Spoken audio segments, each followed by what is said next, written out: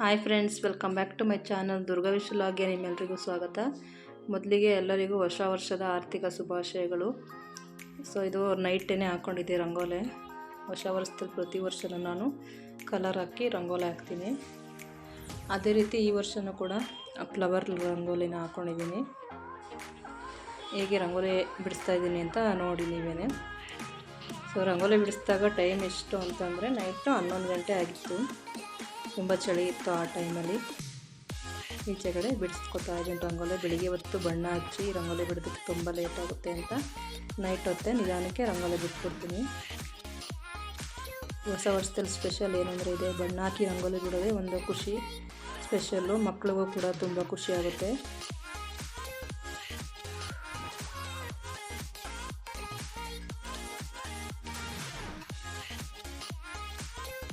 ತುಂಬ time ತೊಗೊಳೋದಕ್ಕೆ, rangoli ಬಿಡೋದಕ್ಕೆ time ತೊಗೊಳ್ಳಲ್ಲ, ಬಣ್ಣ ಹಾಕೋದಕ್ಕೆ ತುಂಬಾ ಟೈಮ್ ತೊಗೊಳುತ್ತೆ. ಅದರಿಂದ ನಾನು 10 ಗಂಟೆ ಸ್ಟಾರ್ಟ್ ಮಾಡಿದ್ದೆ ರಂಗೋಲಿ ಹಾಕ್ಕೊಳ್ಳೋದಕ್ಕೆ. 11-11:30 ಆಗಿ ಹೋಯಿತು. ಮಲ್ಕೊಂಡಿದ್ದು ಕೂಡ ನೈಟು ಲೇಟು.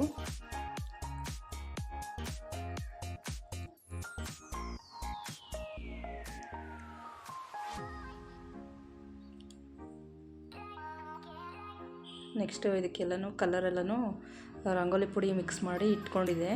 ಅದನ್ನೆಲ್ಲನೂ ಒಂದೊಂದೇ ಬಿಡಿಸ್ತಾ ಇದ್ದೀನಿ. Wish you happy new year ಅಂತ ಬರೆದು ವೆಲ್ಕಮ್ 2024 ವೆಲ್ಕಮ್ ಅಂತ ಹಾಕಿದ್ದೀನಿ. ಇವಾಗ ಒಂದು ಮಧ್ಯದಿಂದನೇ ಕಲರ್ ಹಚ್ಕೋತಾ ಇದ್ದೀನಿ.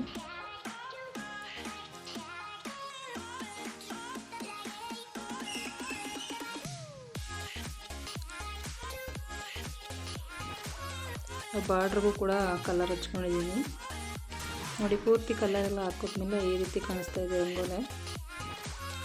ಯಾರಿಗೆಲ್ಲ ರಂಗೋಲೆ ಇಷ್ಟ ಆಯಿತು ಪ್ಲೀಸ್ ಕಮೆಂಟ್ ಮಾಡಿ ಫ್ರೆಂಡ್ಸ್. ಮಧ್ಯದಲ್ಲೂ ಕೂಡ ನ್ಯೂ ಇಯರ್ ಅಂತ ಬರೆದು 2025 ಅಂತ ಬರ್ಕೊಂಡಿದ್ದೀನಿ.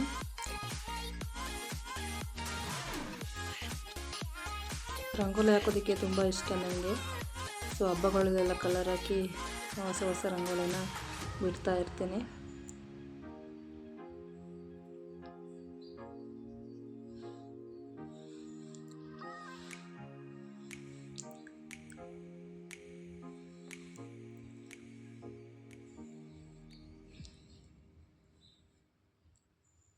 ನೋಡಿ ಈ ರೀತಿ ಪೂರ್ತಿ ರಂಗೋಲಿಗೆ ಕಲರೆಲ್ಲ ಹಚ್ಚಿದ್ಮೇಲೆ ಈ ರೀತಿ ಕಾಣಿಸ್ತು. ಕಲರ್ ಹಚ್ಚೋದಕ್ಕೆ ನಾನೊಬ್ಬಳೇ ಹಚ್ಚಿಲ್ಲ, ನನ್ನ ಮಗನೂ ಸ್ವಲ್ಪ ಹೆಲ್ಪ್ ಮಾಡ್ದ. ಅವನಿಗೆ ಈ ಕಲರ್ ಹಾಕು ಅಂತಂದರೆ ಆ ಕಲರ್ ಹಾಕ್ತಿದ್ದೆ.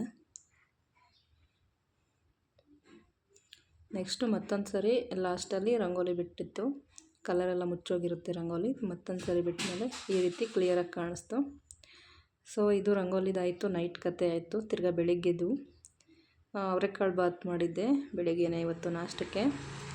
ತುಂಬ ಚೆನ್ನಾಗಿತ್ತು. ರೆಸಿಪಿ ಬೇಕಾದ್ರೆ ಯೂಟ್ಯೂಬ್ನಲ್ಲಿ ಅಪ್ಲೋಡ್ ಮಾಡ್ತೀನಿ ನೋಡಿ.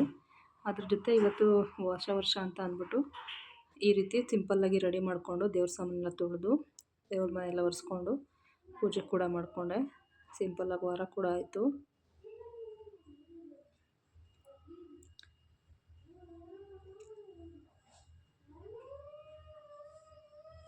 ಸೊ ನಮ್ಮ ಗಿಡದಲ್ಲಿ ಒಂದು ರೋಸ್ ಬಿಟ್ಟಿತ್ತು. ಅದು ರಾಘವೇಂದ್ರ ಸ್ವಾಮಿ ಫೋಟೋಕ್ಕೆ ಮುಡಿಸಿದ್ದೀನಿ. ಹೂವು ಯಾವಾಗ ರೋಸ್ ಬಿಟ್ಟರು ಅದು ರಾಘವೇಂದ್ರ ಸ್ವಾಮಿ ಫೋಟೋಕ್ಕೆ ಆಗುತ್ತೆ. ಮತ್ತು ಕಾಮಾಕ್ಷಿ ದೀಪದ ಹತ್ರ ಈ ರೀತಿ ಎಲೆ 8 ಎಲೆಯಿಂದ ಈ ರೀತಿ ವಿಳ್ಯದೆಲೆಯಿಂದ ಈ ರೀತಿ ಅಲಂಕಾರ ಮಾಡಿದ್ರೆ ತುಂಬ ಚೆನ್ನಾಗಿರುತ್ತೆ. ವಿಳ್ಯದೆಲೆ ಜಾಸ್ತಿ ಇತ್ತು ಅಂತ ನಾನು ಈ ರೀತಿ ಅಲಂಕಾರ ಮಾಡಿದ್ದೀನಿ. ಥ್ಯಾಂಕ್ ಯು ಫ್ರೆಂಡ್ಸ್ ಈ ವಿಡಿಯೋ ನೋಡಿದ್ದಕ್ಕೆ.